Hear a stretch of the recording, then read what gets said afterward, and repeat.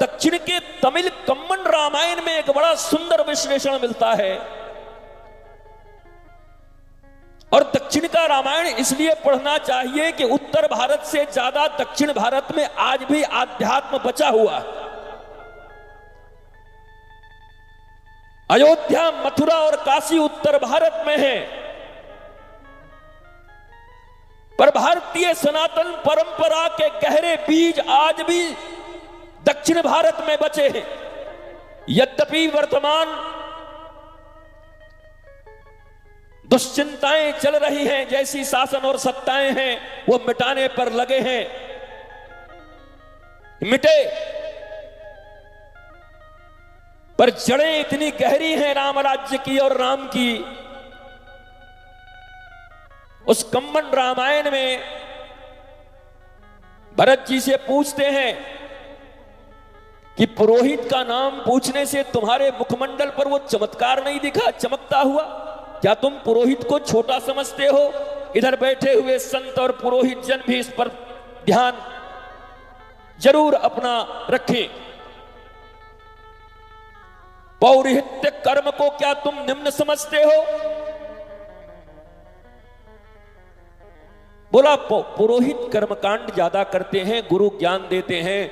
उस समय भगवान राम ने पौरोहित्य को अर्थव्यवस्था से जोड़ करके भरत को जो ज्ञान दिया वो अद्वितीय है। और यह ज्ञान भारत को, भारत के नागरिकों को और भारत के इतिहास को विकृत करने वाले जो लोग, क्योंकि सैकड़ों वर्षों तक जिस गुलामी में भारत रहा हो, तो इतिहास तुम्हारे मन के नहीं होंगे, ये तो तय है और पक्का है। सत्ता जिसकी होती है इतिहास वहीं से लिखा जाता है। तुम सैकड़ों वर्ष तक गुलाम रहे हो और उस गुलामी के काल में लिखी गई इतिहास तुम्हारे शौर्य, ओज, तेज, वीरता, धीरता, गंभीरता, तुम्हारे धर्म धुरंधरता, तुम्हारे व्यवहार, इसका वहां पर कहीं भी अंश भी देखने को मिलेगा नहीं, न लिखा गया है, वो छुपाया गया है। लोग कहते हैं इतिहास बदलता है, बदलना ही चाहिए। हर गलत चीज को मिटाकर सही का स्थापना होना ही चाहिए। रावण के मृत्यु के वध के बाद जब लक्ष्मण जी ने प्रश्न पूछा कि हमने तो सोचा कि बाली का वध होगा तो ये किष्किंधा का पूरा राज्य हमारे अयोध्या के अधीन होगा, ये लंका का राज्य हमारे अधीन होगा। भगवान श्री राम ने कहा नहीं, मैं चक्रवर्ती सम्राट का नया परिभाषा गढ़ने जा रहा हूं। अब तक जिन लोगों ने युद्ध किया, जिनको मुक्ति दिलाई और मुक्ति दिलाकर अपने अधीन ही उस राज सत्ता को रखा, पर ये राज सत्ता इस काल में उन्हीं जनजातियों के माध्यम से, गौड़, कोल, भील, जो जनजाति हमारे साथ लड़े हैं, सत्ता उन्हीं के हाथ में जाएगा और हमारा कोई आधिपत्य नहीं होगा। पर केवल सत्ता नहीं बदलेगी, सत्ता के साथ साथ व्यवस्था भी बदलेगी। सत्ता तो बदल गया, रावण राजा था, विभीषण हो गया। कम्बन रामायण में भगवान राम ने विभीषण को बुलाकर कहा कि ये जितने मंत्री हैं, तुम्हारे संविधान हैं, इन सबको 100% बदल दो। संविधान शब्द का प्रयोग किया, 100% बदल दो, क्योंकि ये रावण राज था और रावण राज के संविधान और रावण राज की व्यवस्थाएं अगर चलती रही तो राजा कितना भी प्रतापी हो, राजा कितना भी पुण्यशाली हो, पर उस राष्ट्र का मंगल नहीं हो सकता। इसलिए बदलना है तो पूरी व्यवस्था बदलो। और विभीषण ने व्यवस्था बदली। किष्किंधा में भी बाली के जाने के बाद सुग्रीव ने पूरी व्यवस्था बदली। सत्ता का हस्तांतरण और व्यवस्था का परिवर्तन यह बात भारतीय नागरिकों को समझना चाहिए। चूंकि ये कथा राष्ट्र कथा है, इसलिए राष्ट्र के संबंध में तुम्हारा चिंतन, तुम्हारी अवधारणा और मजबूत होनी चाहिए। राष्ट्र शब्द क्या है, देश शब्द क्या है, समाज क्या है, हमारा उत्तरदायित्व क्या है? अधिकारों की चिंता ही कर रहे हैं या हमारे कर्तव्य भी कुछ हैं? भगवान राम ने भरत को कर्तव्य याद दिलाया और जानकर हैरान हो जाओगे रक्षा बजट कितना होना चाहिए। उस समय में लोग कहते हैं दशमलव अब बना, प्रतिशत अब बना, ये फला हुआ। भगवान राम कहते हैं तुम्हारा रक्षा खर्च मैक्सिमम 15%, 5 से 15 के बीच होना चाहिए।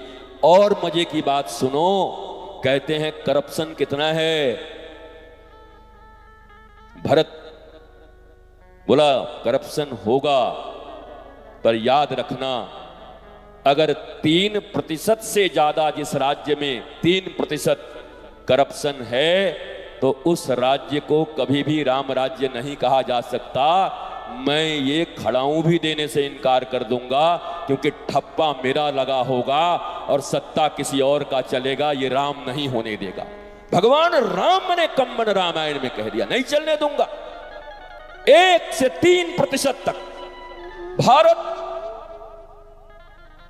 की वो व्यवस्था, भारत की वो दिव्यता, वो आह्लादपूर्ण क्षण जब राम भरत को समझा रहे हैं कि पादुका ऐसे नहीं मिलेगी। पर हमने तो कथा यही सुनी कि दोनों भाई खूब रोए, पादुका लेके चले गए। भगवान ने पहले प्रॉमिस कराया, वादा करो, साइन करो कि ये करोगे, और नहीं तो तुम अपने नाम से राज करो कि ये भरत का राज्य है। 14 वर्ष के बाद जब मैं लौट कर आऊंगा और मुझे लगेगा कि राम राज्य की कैसी स्थापना होगी तो मैं करके फिर दिखाऊंगा, और करना है तो फिर बिल्कुल मेरी तरह करो। पर भरत जी तो अनुगामी हैं, बड़े प्रेमी हैं राम जी के। भरत जी के पास इतना समय था, कैकेयी ने और उनके मामा युधाजीत ने, ये मामाओं का इतिहास बड़ा खतरनाक रहा है। शकुनी बोलो, युधाजीत बोलो, भरत के मामा हैं युधाजीत। वो घबराना मत, मामाओं का इतिहास खतरनाक है। मतलब सब मामा को, हम कृष्ण भी मामा थे भाई। हर व्यक्ति मामा भी होता है, फूफा भी होता है, पिता भी होता है, भाई भी होता है, नागरिक भी होता है। एक ही व्यक्ति को अनंत अनंत रोल निभाने होते हैं। भगवान ने कहा कि तुम्हारे आसपास में जितनी तुम्हारी सेनाएं हैं, सेना के संबंध में भी पूछा, तुम्हारे रक्षक हैं क्या? सब के सब वेतन पर ही हैं या कुछ ऐसे भी हैं राष्ट्र की रक्षा के लिए? तो भरत जी ने बताया है कि कितने वेतन पर हैं और कितने राष्ट्र भूमि पर न्यौछावर होने को तैयार हैं, और राष्ट्र उनकी व्यवस्था का ध्यान रखता है, पर वो समर्थ भी हैं। भगवान राम ने बड़ी प्यारी बात कही, भरत सलाह जब भी लेना उनसे लेना जो तुमसे कुछ नहीं चाहते हो, जो सदा तुम्हें कुछ देना चाहते